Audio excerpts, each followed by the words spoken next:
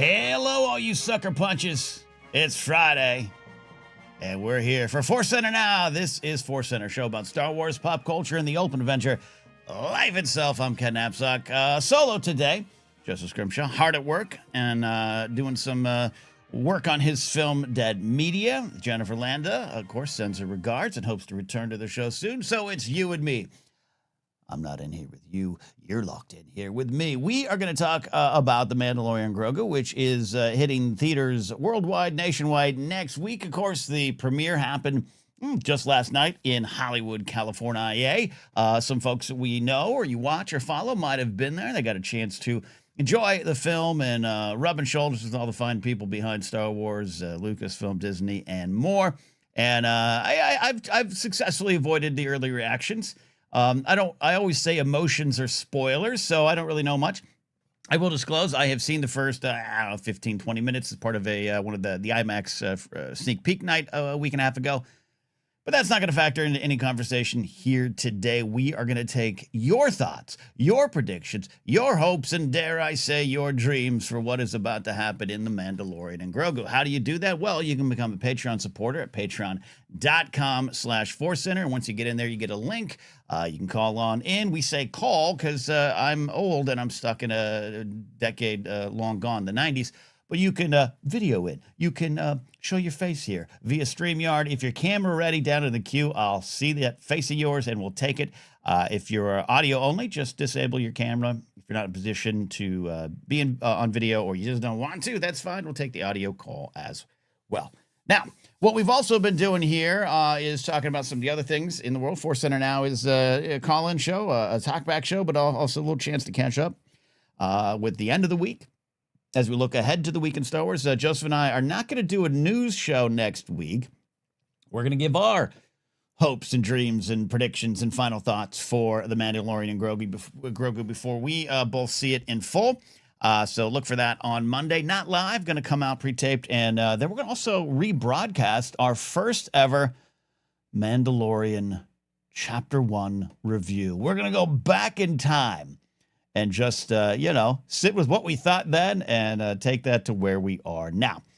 So talk a little bit of news here in a second. Some business up top. Hey, if you're local, man, I would absolutely love if you came on out to a comedy show that Joseph and I are going to be anchoring at Flappers Comedy Club, Burbank, California, May 24th.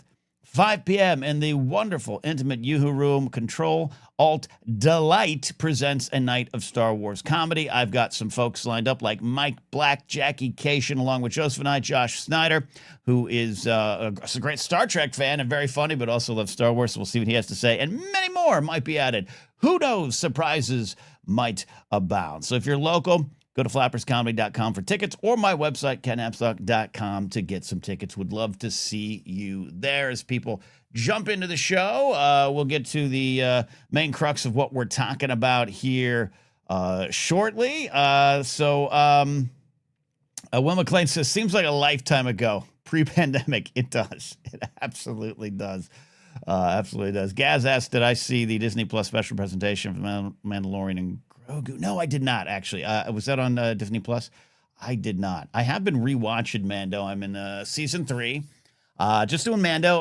My friend Billy Business asked me if I did the Book of Boba Fett swing, and I didn't because I watched the Book of Boba Fett completely about a month and a half ago, so kind of fresh in my mind, but I'm just watching The Mandalorian. I'm in season 3, and season 3 is I don't want to say, it's hard to say it's my favorite. I think season 1's solid. Season 2, the action just gets bigger and better and bolder, but I just love a lot of things they get to and cover and talk about in season 3. Narratively, it can be a little all over the place, and I get that criticism, and I get some of the episodes and some of the characters aren't for everybody.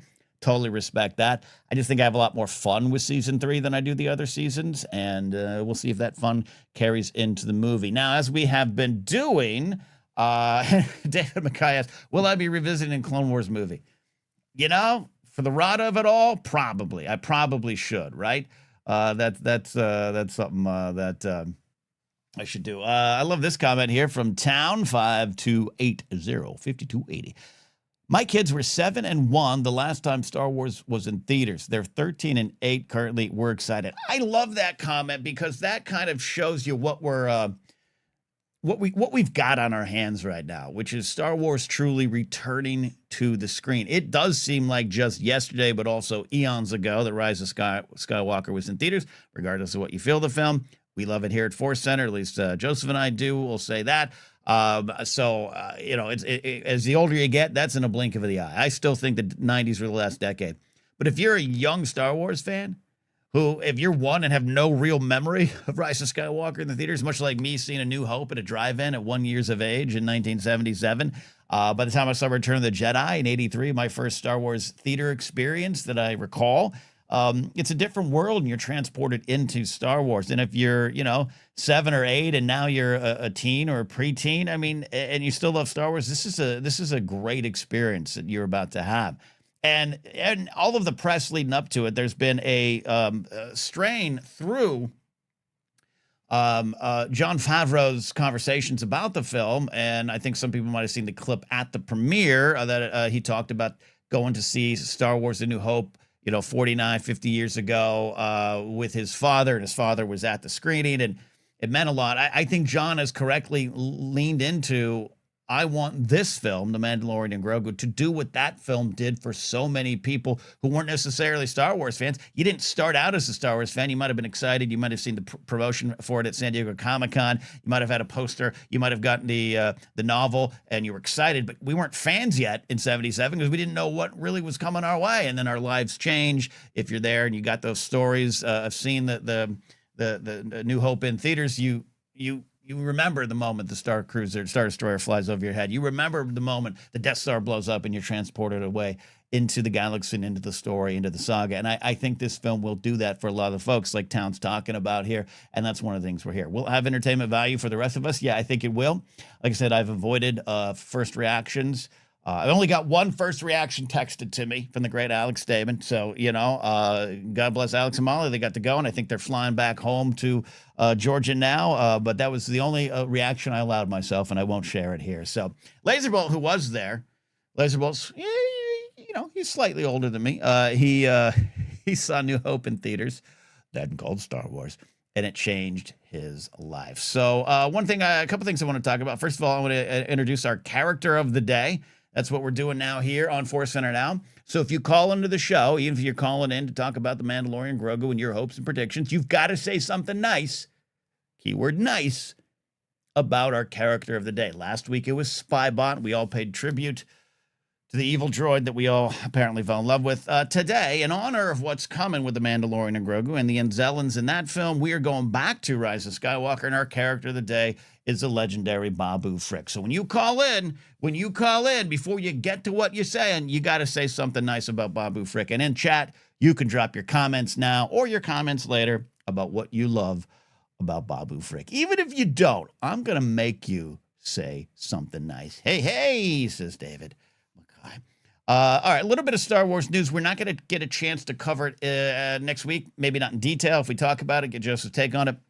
Has the official announcement that Filoni has addressed and Rosario Dawson addressed at the Disney Upfronts that Ahsoka Season 2 is coming, but a little bit later than we thought, though, hey, I don't recall a super, super detailed official announcement. I think the thought was late 2026. Again, they may have said that at some point. That may have been the word, but the project is pushed back. Well, I don't even want to use the term push back. That's not fair. That sets the news story up to go to a certain direction. It's going to be released in what we know as early 2027. Some VFX stuff still being worked on. And I'm happy with that in the sense of now we know. Now we have a target date in 2027. It's going to shape up to be a fun year in Star Wars, the 50th anniversary year of how it all began and when it all began. We got Star Wars Celebration Los Angeles. Again, we talked about it last week. Sorry to those that don't have tickets yet. Keep hope alive. That's going to be a big celebration. Starfighter at the beginning of the summer season. And before that, Ahsoka. And who knows what else? I don't think we're going to get any live action show announcements anytime soon. Maybe another animated project. I don't necessarily expect Maul in 2027. It would be nice if Maul Season 2 is then. But Ahsoka going there. And the only thing is, this is not anything against Lucasfilm or Disney, maybe. this is kind of the streaming landscape that we're in. It is different. I just think I have to accept it as an old grumpy man. I don't necessarily want 22 episode seasons anymore. I do miss those sometimes, but I don't necessarily need those. I don't have the time to invest like I'm rewatching Gilmore Girls on DVD, opening credits and all, and each season was 22 to 24 episodes for 7 seasons. That's a bygone era, and I get that, and I'm okay with that at times. So I don't need necessarily, like a little more episodes. But I do miss a show coming out every year or so, and you could count on it.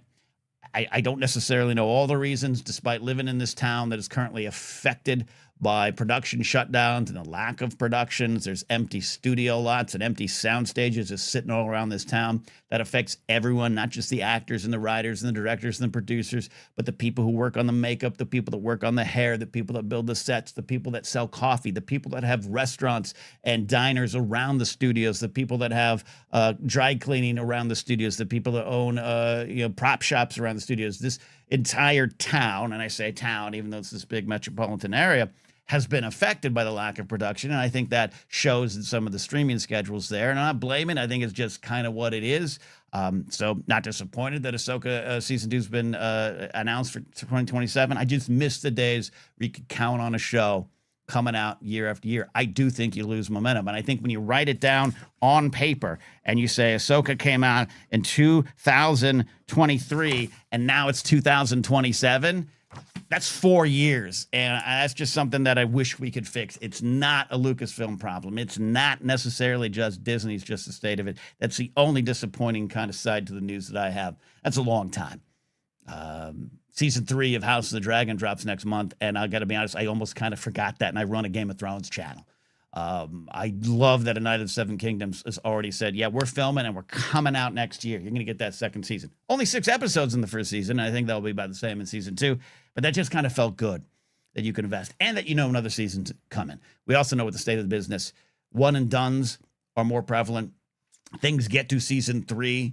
And that's kind of about it, because after season 3, you kind of have to renegotiate contracts. Writers' pay gets bumped up.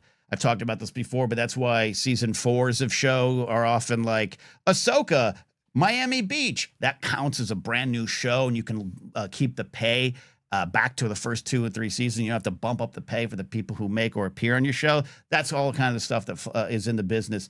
And I miss, though, the days where you could just say, hey, we know we got this show going and we can invest in it there. So soapbox over. That's where I'm at. Hope you're all ready to talk a little bit of Mandalorian and Grogu. We got Jeannie from Tahiti saying, what is the name of the GOT channel? Casterly Talk.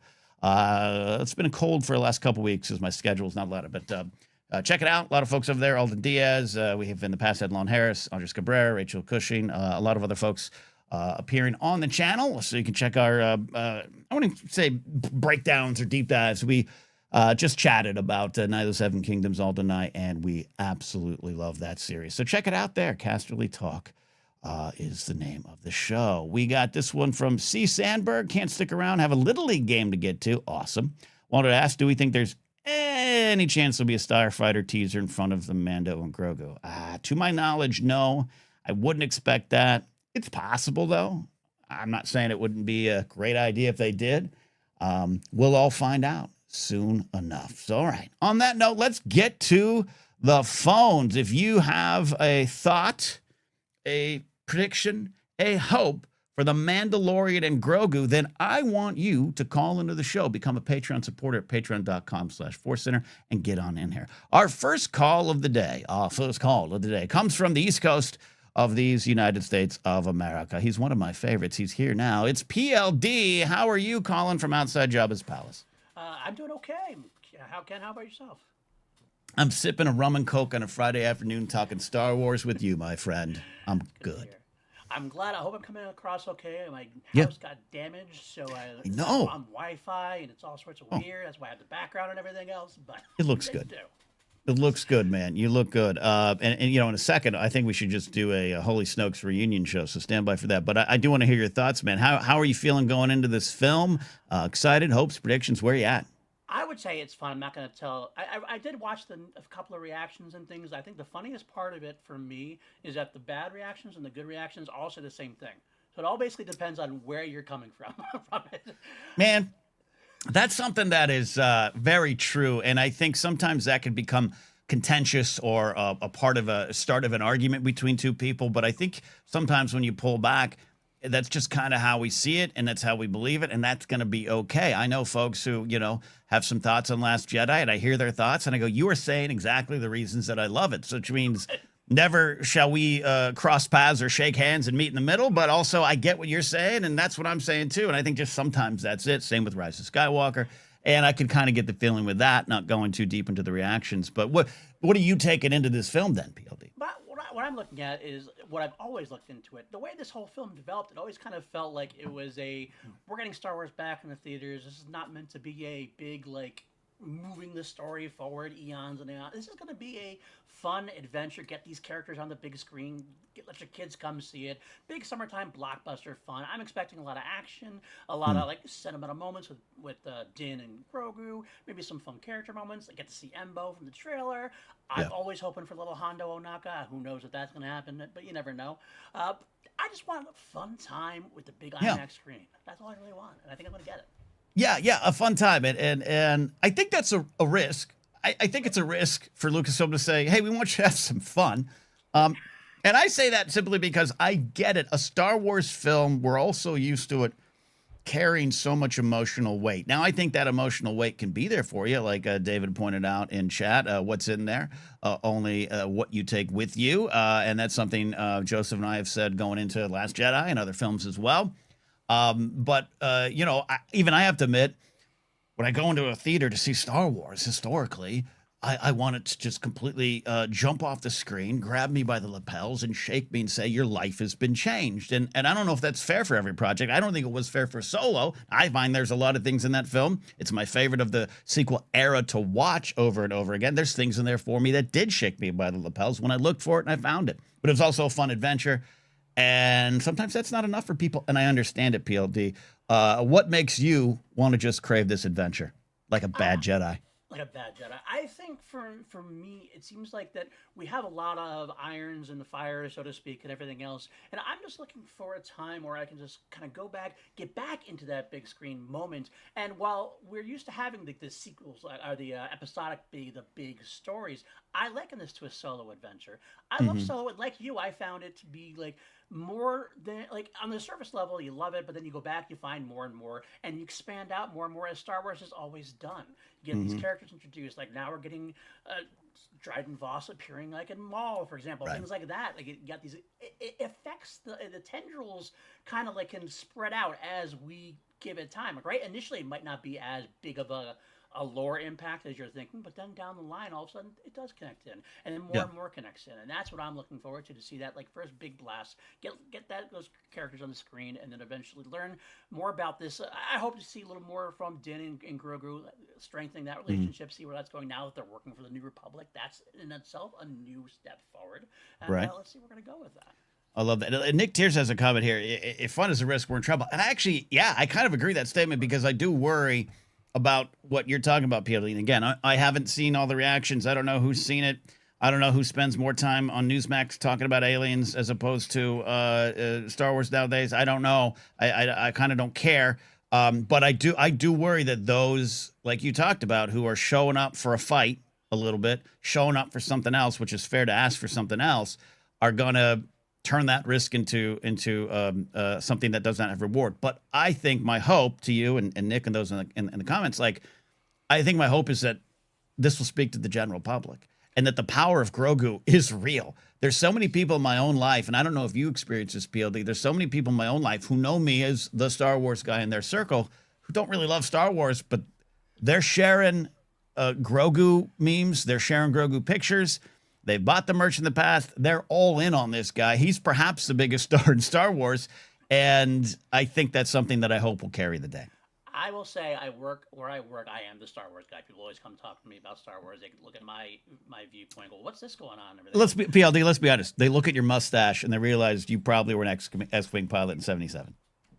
Absolutely. I mean, a little bit. I might have been put into witness protection for some things, but yes, that was me there back in the day. don't throw me out too much. But yeah, no, my people at work come to me the same way. One of my coworkers came to me yesterday, even said that his kid, he'd been showing him the Mandalorian. His kid's been responding to it more than any other Star Wars that they've ever seen, and so he is looking forward to the movie because of that, because of Grogu, because of Din and everything. They got these stuffed animals and whatever they think they go with, and that's what makes me excited about it. Like, well, what's going on with this? I'm excited to see this. This is a big Star Wars movie. I'm like, I'm so glad you feel that way, because it's not always that everybody else does, but I'm so excited that you feel that way. Yeah, I know we talk about it, and we have talked about it for 12 years, the Star Wars bubble, that I'm never gonna, I can't leave. We're in it. I have a sofa at a change of clothes here. I'm not leaving the Star Wars bubble, but I think it's refreshing sometimes when we all experience that, and that will help carry the day. Before I force a Holy Snokes reunion on a PLD, what do you have a kind of a big wild prediction? And I'll tell you, I don't know anything, so I'm not poker facing you. I do not know. But what do you have? Big wild prediction? My big wild prediction is I'm gonna see how many directors are we gonna get on screen? How many cameo from the directors are we gonna get on screen? You already know we got Scorsese playing a what's that? I can't remember the name of the character. He's part from Rio Duran's family. Right, Yep. So we're gonna see that. We're going to see a Jon Favreau cameo. Are we going to see a Dave Filoni cameo? Are we going to see? I want to see how many directors we're going to see on screen at once. That's what I want to know. That's great. And I don't, Trapper Wolf MD or whatever the hell Filoni's character's name, Ardidian. Thank you, Cameron. Thank you. Yes. That's probably maybe a given to me. He has a purpose. But are we going to see the directors squad that we saw? It was Rick Famuyiwa and Deborah Chow. Are they going to be in there?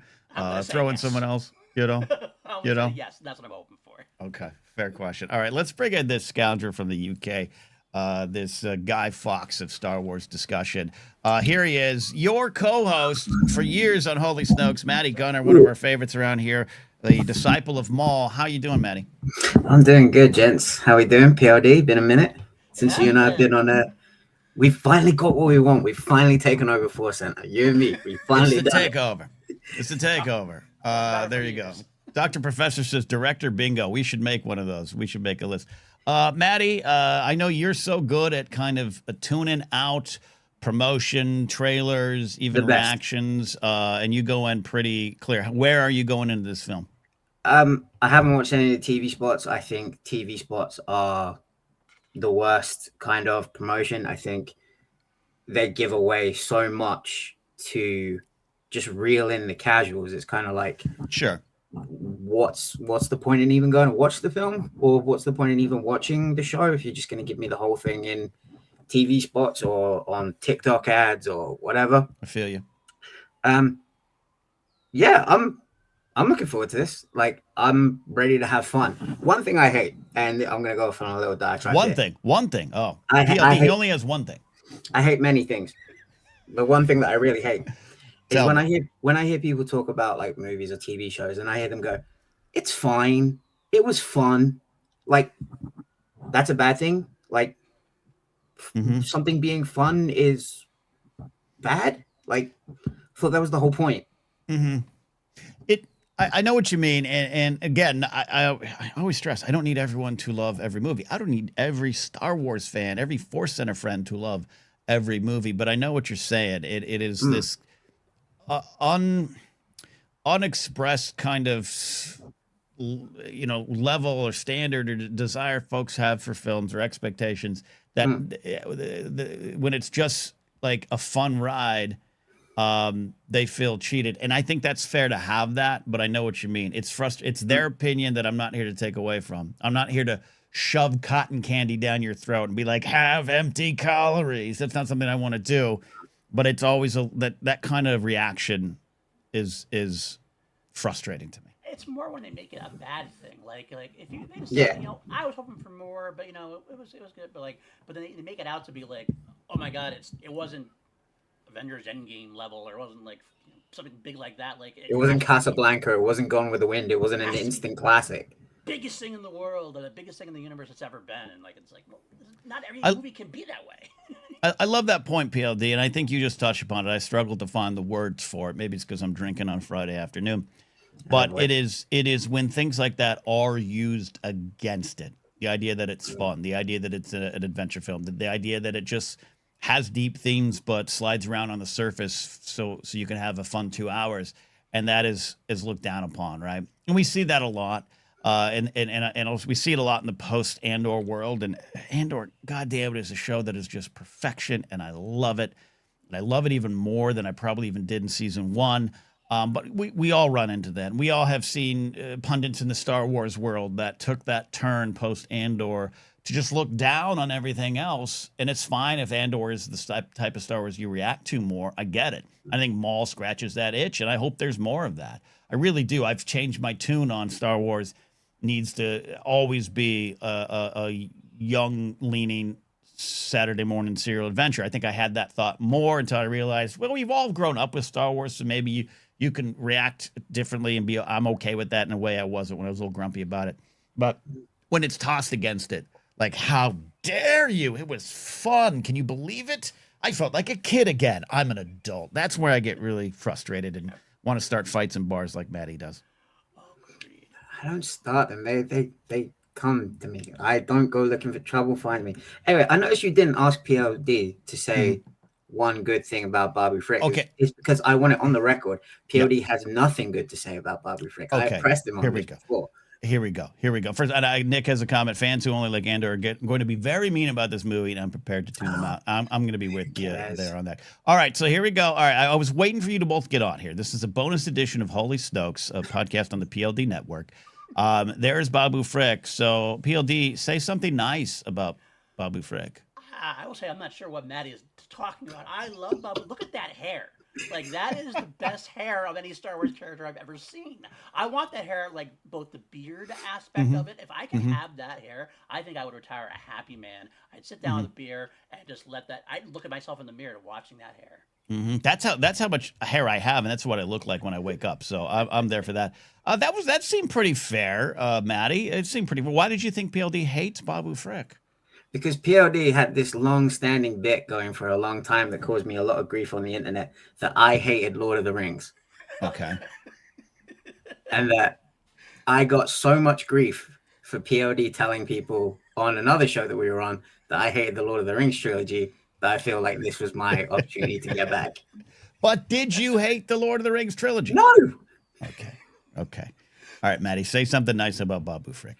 Babu Frick, and especially Anzellans in general, are the kind of just harmless, almost slapsticky humor that I absolutely adore about Star Wars.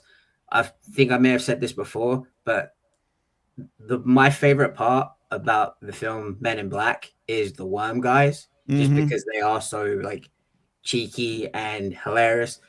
Babu Frick and the Anzellans remind me of the worm guys from Men in Black. In fact, I need to see that crossover.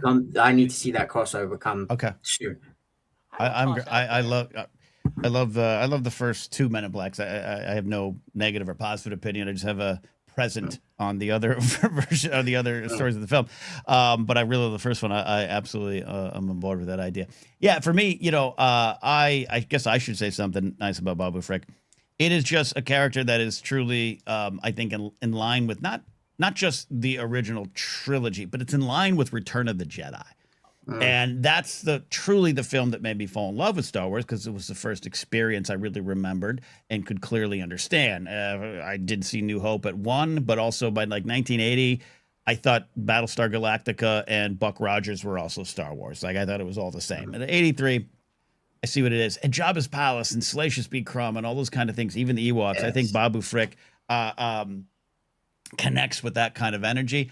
And he really won me over with the 2 lines, like the droid goes black line, paraphrasing, and then the one when like 3PO introduces himself and Babu Frick's like, "Hey, Babu!" Like that's and Shirley Henderson's performance is amazing, and that's where I was sold. So I absolutely love Babu Frick as well. So glad you all do as well. All right, I'll let you all go here in a second, but Maddie, you got to give us an absolute wild prediction for Mandalorian and Grogu, and talk about your expectations going into the film. Expectations I'm trying to manage. I just want to have fun. I just want to come out of the cinema, the BFI IMAX, and just be like, I had a great time tonight. That was fun. I enjoyed that. We got Starfighter coming next year. Mm-hmm. That was fun. On to the next one. Yeah. Okay. I think that's a good floor, because if it goes above it and it touches you and it speaks to you, as I think it will to some folks, about the relationship between generations and the relationship between parents and kids, and I think it's going to speak to people. But I like that floor you're going in with. Yeah. And my prediction, I'm gonna add one to my esteemed co-host. Mm-hmm. I think we are gonna get, as we are now calling them, the new D squad, the director squad. Yeah. Having just spent an entire weekend of watching Guillermo del Toro doing Q&As and stuff like that, he apparently, like, he had something to do with the huts on this movie, so I would love to, like, for a credit to come up and like guest voice or whatever Guillermo del Toro as insert hut here. Yeah. Yeah. Love that. Love it. Love that. Okay. Let's get more Guillermo del Toro in anything, but especially Star Wars. Mm-hmm. And if anyone hasn't spent time with Guillermo del Toro in It's Always Sunny in Philadelphia, you need to, because he's amazing. He appears in that show. Mm. PLD, Maddie Gunner, I got some calls to get to. So happy to have this accidental Holy Stokes reunion. I hope you guys get to broadcasting when you can again. We'll be back. PLD, I send you love and hopefully some stability with your situation of your house and the damage you took, my friend. Really appreciate that. And yeah, we'll be back as soon as we absolutely can be. So. There you go. Check out Maddie Gunner and PLD over on the PLD network. They got back issues like it's comics, back episodes of Holy Snokes. Always love watching them there. Brent Bums, standing by, says, speaking to the power of Grogu, my daughter is 2. She loves everything in her world. Mommy, daddy, baby. Provides context to her new big world. I love that there. Absolutely love that. We got a lot of calls. We got some audio. We got some video. If you want to call them, we got Cameron Stewart. We got Ethan. We got Jedi James. So if you're ready, I will take some calls here. Let's see. Let's go with Ethan. Then we'll go Cameron. Then we'll go Jedi James. We are going to go into, oops, I got to make sure the right thing is on. There it is. Ethan, you're calling in audio only. How you doing, my friend? I'm doing well. It's been a fantastic day, and I'm excited to talk Star Wars with you for a minute. Let's do it. What are you taking into Mandalorian and Grogu? I am taking in the hope that my sons have the kind of experience that Jon Favreau is wanting kids to have. Right. Yeah. Both of my kids have seen Star Wars in the theater, but this is going to be the first time that they will have seen new Star Wars in the theater. And, we saw Phantom Menace a couple of years ago. We saw Return of the Jedi a little bit ago. I did not take them to Revenge of the Sith. They're not quite there yet. Fair enough. Yeah. But yeah, I'm really excited, and my boys are excited, and I'm just, yeah. I mean, that's really it, right? Like we're in that like week out time where things start popping up. Yeah, they both have calendars, like actual calendars on their walls, and my youngest is literally counting down the days. I have it marked on his calendar when it is, and he's literally counting them down. And I'll say, like, I'm very excited for the movie itself, but I am going to be a little bummed after we've seen it, because it has been so great to hold that over their heads to help with their behavior. Like, boys, if you're not good, I will give away your Mando and Grogu ticket. Okay. Yeah. That's good parenting. That's good. Yeah, it's good. I get it. Yeah. I get it.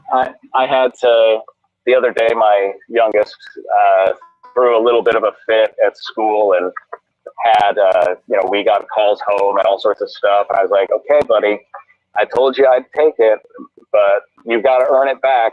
And so he did some chores that aren't his normal chores, and he earned it back. Love that. Star Wars has this disciplinary tactic. So let me ask you, Ethan, as a parent and a Star Wars fan, and you got, your boys are already somewhat interested. I think there might be some. I think you talked about a difference between them in terms of their interest in Star Wars. But what is, as a Star Wars fan, you have seen Star Wars in theaters with them, but as new Star Wars comes in, what does that mean to you as a fan as you get older and the generations start to change? Well, you know what? That's the sort of amazing thing that we as fans get to do when we're such fans of something that's 50 years old. Mm-hmm. The special editions and the prequels. I'm taking my kids to see this. It's a generational thing. It's the exact sort of thing that Favreau has been talking about here and there. You know, I saw the clip where he said that, I think it was the premiere.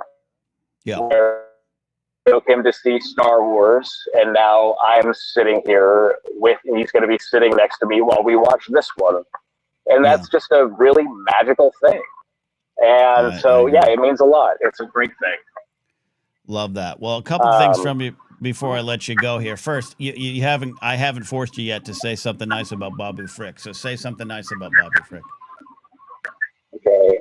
Well, he's introduced absolutely the best Star Wars greeting. Hey, hey! Right. And also, he's given us kind of in a more of a meta kind of a thing. He's given us fans a litmus test for other Star Wars fans. Love it. If you walk up to somebody and say, hey, hey, and they smile, they're a good one. Love that. No, I agree with that. Yeah. Hey, hey, we got to put that. If this isn't already on t-shirts, we got to put it on it. All right. I asked, you answered, but I do want one wild prediction or big hope that you have going into this film. I don't know if it's wild or anything, but thinking about it just now, my honest answer is I'm hoping for some emotion out of Din Djarin. He's yes. He's stoic. Stoic. He's very stoic, and that's the character, and that's great. And there have definitely been times where there has been some emotion.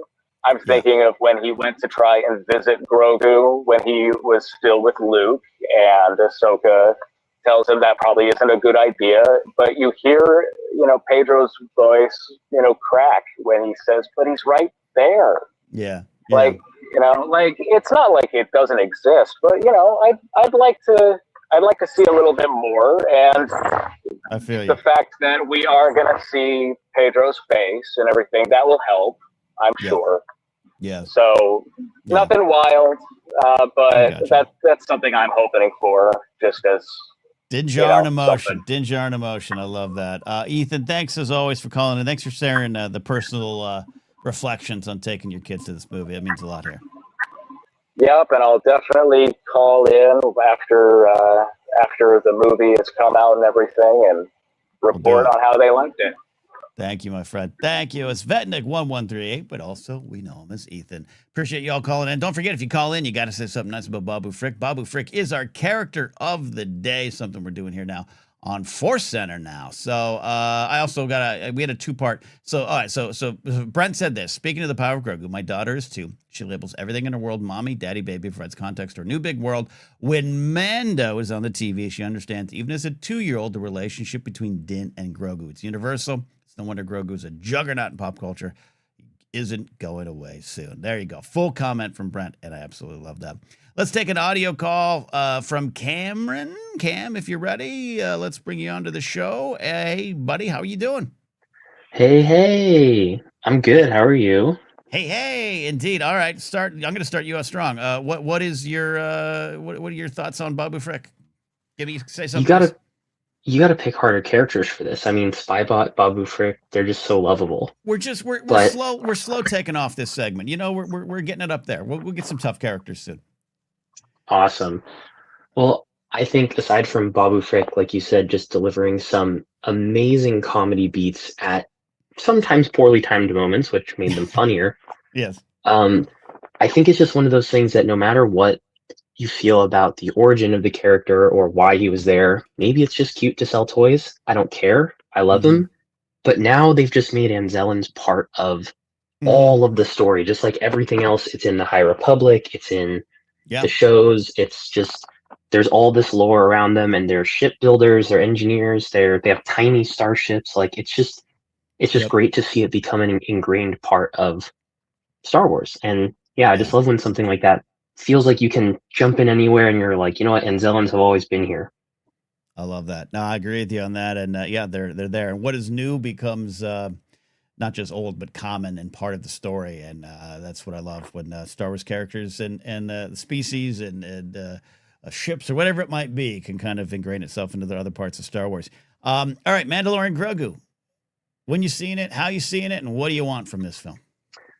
Well, I'm seeing it next Thursday, IMAX, and I think a while ago, probably early round of predictions, I called in and I said that I'm still really holding out for that Kelleran Beck Jar Jar flashback that we keep speculating responsibly about.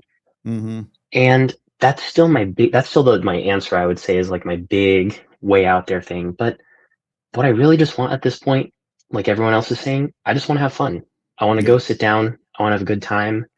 And, you know, my circumstance around this movie is I'm back home visiting family. I got my Mandalorian onesie from a couple Halloweens ago. And it just feels like it's going to be, like you said, that pre-pandemic feeling of like, let's all go to the theater. And yeah, I'm just excited to have that experience again. I'm with you. And yeah, it's Star Wars, so there's always high stakes in terms of the business. But this movie, to me, I hope people understand there's lower stakes. The cost of this film, way lower than normal. The expectations, I think, are measured. There's a lot of surprise going into it. So I think this film has a chance to just kind of nestle in a comfortable spot in the larger Star Wars world. And I hope people take that view as they go into the film, and we'll see what's going on. In terms of your prediction, Kelleran Beck, still my number one thing to want from this film. And I got to tell you, I'm not moving off of that. Ahmed Best was at the premiere. That doesn't necessarily mean anything. Though when Frank Oz suddenly showed up at the Last Jedi premiere, that was a clue. But I don't know. And everyone's, if he does show up, everyone's kept it secret that I know. So I'm keeping hope alive. So you and me, Cameron, we're gonna keep hope alive for Kelleran Beck. 100%. And at the same time, it's like if it doesn't happen, I'm not staking my whole enjoyment of the movie on that. That's just like that's my pipe dream. But yeah, I'm just like everyone else is saying, I'm kind of glad that to see most of the people here in chat, we're all kind of like, you know what? I just want to enjoy it. I just want to have fun, see a good movie, cute baby, silver dude, action, fun stuff. And it's not to diminish the quality this movie can deliver, but like when people say, oh, it's just playing with action figures, I'm like, you're selling it to me. Like that's what I grew up doing. This is great. Like you're telling me good things. If what I'm seeing is a bunch of guys who grew up with this, putting their heart into very expensive action figures, that is perfect. And I think it's just going to be a fresh, like, I know you're talking about the Andor of it all. I loved Andor, but I think this is a great, let's go have a fun adventure with really cool, weird, crazy Star Wars stuff. Yeah, and this is going to come up, I'm sure, as Joseph and I dive in deep to the Mandalorian and Grogu next week. I'm sure it will come up even beyond that because it's already been discussed many times. But the insult thrown at a lot of parts of Star Wars, particularly those that involve John and Dave, it's just them playing with their action figures, is one of the most offensive things you could say to me as a Star Wars fan and pundit. Because as you touched upon, Cameron, that is why we're all here.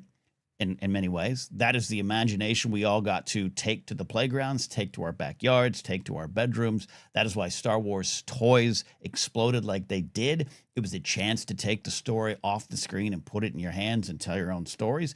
And, you know, anytime they do something kind of cute, meaning to me, like in Rebels or Mandalorian, with the stormtrooper troop transports show up, which was one of the most boring toys ever released by Kenner. But when you see it on screen, you're like, oh God, I get it. Because I used to take that and imagine my own adventures with a minivan of Star Wars or the little mini rigs. And we know one of them is in the film because it's on the poster, the little like mini Walker flying ship. I forget what it's called. Like that stuff is what I did. I imagined where that was. You know, I didn't see those ships on the Battle of Endor, but there must have been somewhere. So where were they? And that is the imagination that spurned me on as a Star Wars fan. So I love seeing that stuff on screen. I'm right there with you. 100%. And this is a time I should have gotten a camera setup going, but as I'm visiting home in my childhood bedroom, I can turn around and I'm seeing my extensive Lego shelves, and I'm like, that's the There same you go. thing. Like that built my childhood. So Yep. completely agree. Yep. There we go. There we go. Cameron, I appreciate calling in. Before I let you go, give me one outside of Keller and Beck. Give me one wild prediction or hope for this film. Another wild one more than Kelleran. That's a pretty wild one at this point, but where let's you going? see. I don't know. I don't know validity to this, but I started to see people wonder if we're gonna start getting Luke back. Let's throw Luke in there too. Let's just put all the Jedi Luke. in. I love that. Keller and Beck. If not Keller and Beck, Luke Skywalker. I love that. I love that. It could work. It could work indeed. Thank you, Cameron. Have fun seeing the film out there with your family, and we'll check back in next week. Thank you. Can't wait. All right, Cameron Stewart calling in because he's a Patreon supporter at patreon.com/ForceCenter. You can support any level and get the link to call into these shows. We got N Falls 75 says Mandalorian Grogu may not be critic proof for Gen Pop, but it is for me. I'm with you on that.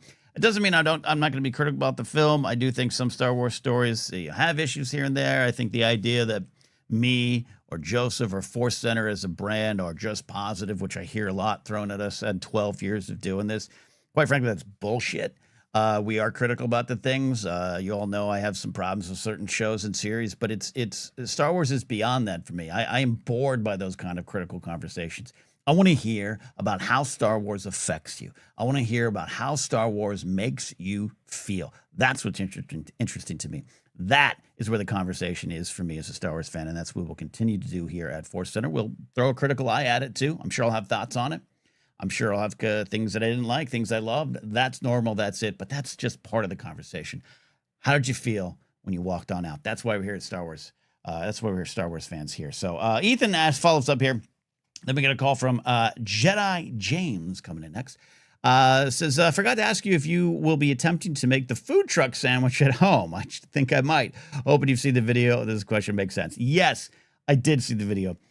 And I think that's something we asked for. Ethan's referring to I think it was, I saw it as a social clip. I don't know if it was something more on YouTube or not, but Jon Favreau and Roy Choi made what Martin Scorsese's character is, I believe, making in the film, which is basically a space Cubano. And if you've seen Favreau's movie Chef, or you've watched his, I think, wonderful, I wish there was more episodes and more seasons of it, interview show where he cooked with people. I love that concept. I'm a sucker for that. I'm a sucker for food conversations. Back in the day at GPA, the YouTube channel I was running in 2021 with Josh and Mark and Eric Bass from Shinedown, like I had pitched a grilled cheese show where we just brought people into our kitchen and you tell us how you cook a grilled cheese. I love that stuff. I'm a sucker for that stuff. And Johnny Favs is as well. And so him and Roy Choi making basically making the sandwich from the picture. Maybe I'll give it a go. Maybe I have to get some food dye to dye my onions blue, but I'll do that. Ethan follows up saying, I love watching Jon Favreau cook. I don't know why. I just do because it's, because something so wonderful about connecting with the process of making a meal. And I'm not a great cook, but when I get a chance to do it, I enjoy it. There's a rhythm to it. You put some music on, you maybe put some Star Wars on. It's just great, and it's just relaxing to me to watch this. And I love the episode of him and Dave Filoni cooking up at Lucasfilm at Skywalker Ranch. I think it's a great episode. If you haven't watched it, check it out. Maddie Mortar says, I'm dying for Dex's version of Anthony Bourdain's Parts Unknown. Yes, I would love that. I love that. Love that. So let's take a video call here from Jedi James. Last call queued up. So if you want to call in, the phone lines are open. If you have some thoughts, some hopes, predictions for the Mandalorian and Grogu, and you have something nice to say about Babu Frick, call in by becoming a Patreon member at patreon.com/ForceCenter. Thanks to everyone who has helped us reach our goal and move past our goal of 400 paid supporters before the release of Mandalorian and Grogu. Our current goal is 407. We're at 405. So you want to sign up, help us reach our goal. That's something that we absolutely would respect. Jedi James, welcome back to the show. How are you doing, my friend? I'm worried, Ken. Grogu's coming. And when Grogu's coming, I got to hide my food. And I have a cupcake right here I got to hide. Ooh. It's green colored. It's a Yoda cupcake. Look at that. Yes, it is. Believe you me, I know Grogu's going to try to come to get. So I need to eat it right now. Okay, so I'm going to ask you something about Babu Frick in a second, but I got to ask, do you just randomly have cupcakes around you on a Friday, or is this an occasion? No, it's an occasion. Okay. Birthday at work. Is this a monthly birthday celebration, or we're celebrating Doris and HR's birthday? You could say that. I love that. Is it your birthday? No, not mine. Okay, I was gonna make Babu Frick sing. I love that. I miss that about having a 9 to 5 corporate job where once a month, because they used to do it weekly or whenever the birthday was, and then they got cheap. The company, the security company, and the mall company I worked for, and then became once a month. We just gathered all the birthday people for the month, and you get that wonderful kind of cheap cake bought at a grocery store and ice cream. Oh, it's a highlight of my time. So, anyways, you're living my dream right now, Jedi James. Say something nice about Babu Frick.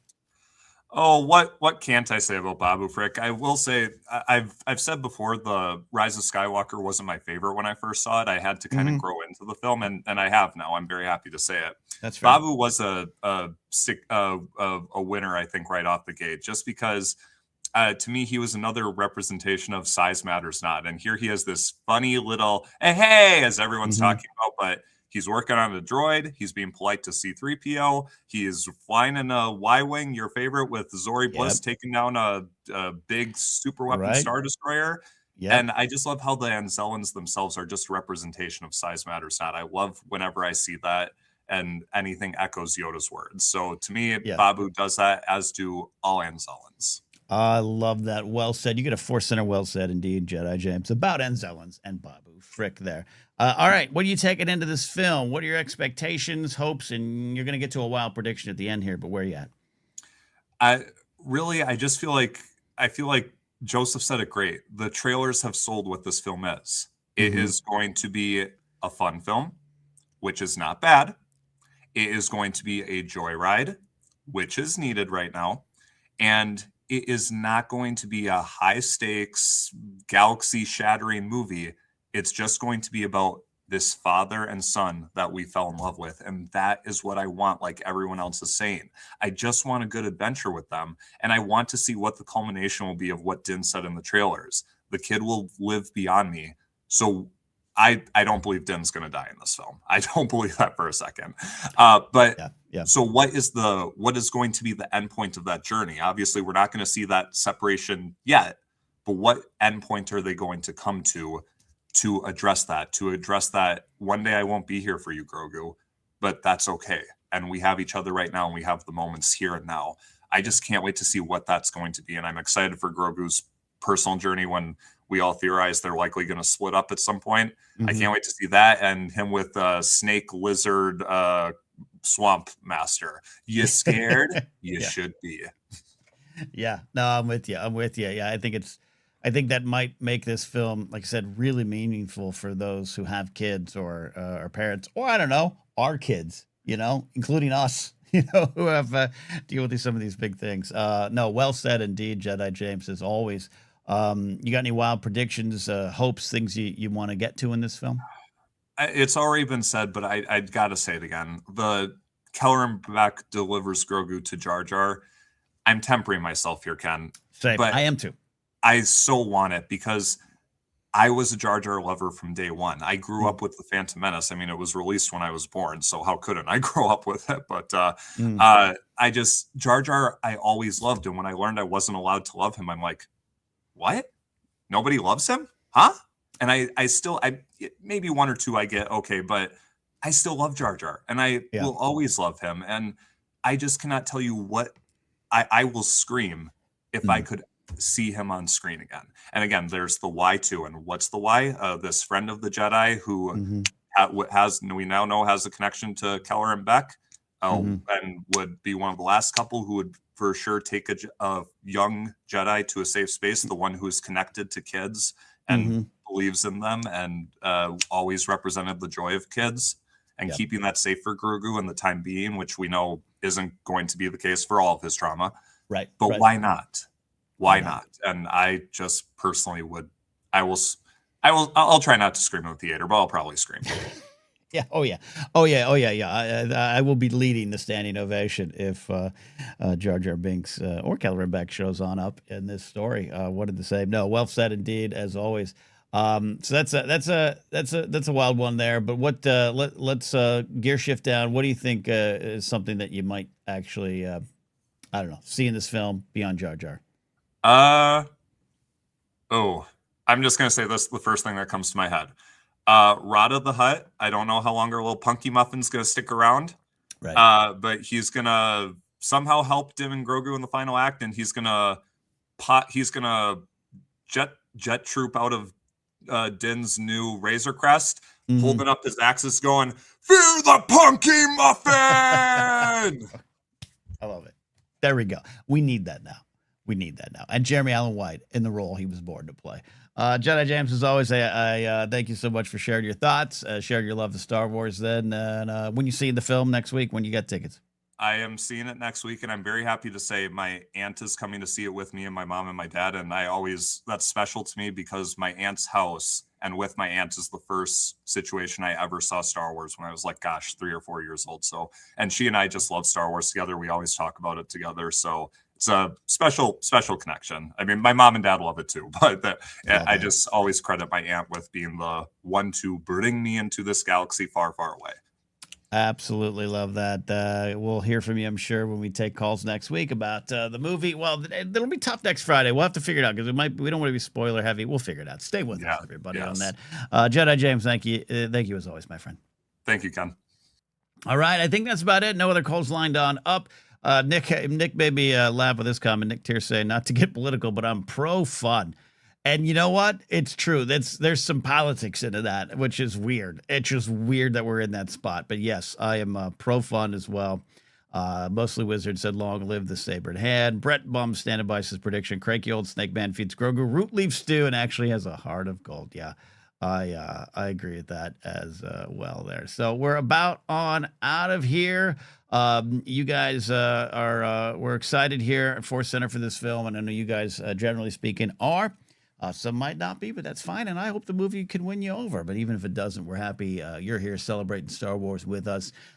Programming updates, like I said, Monday, no live news show. Joseph and I are going to record our own thoughts, hopes, predictions for this film. You've heard some of mine here, but Joseph and I will go in a little bit more deeper. We're going to rebroadcast our first ever review of Mandalorian episodes or Chapter 1. That's going to be fun. And Mr.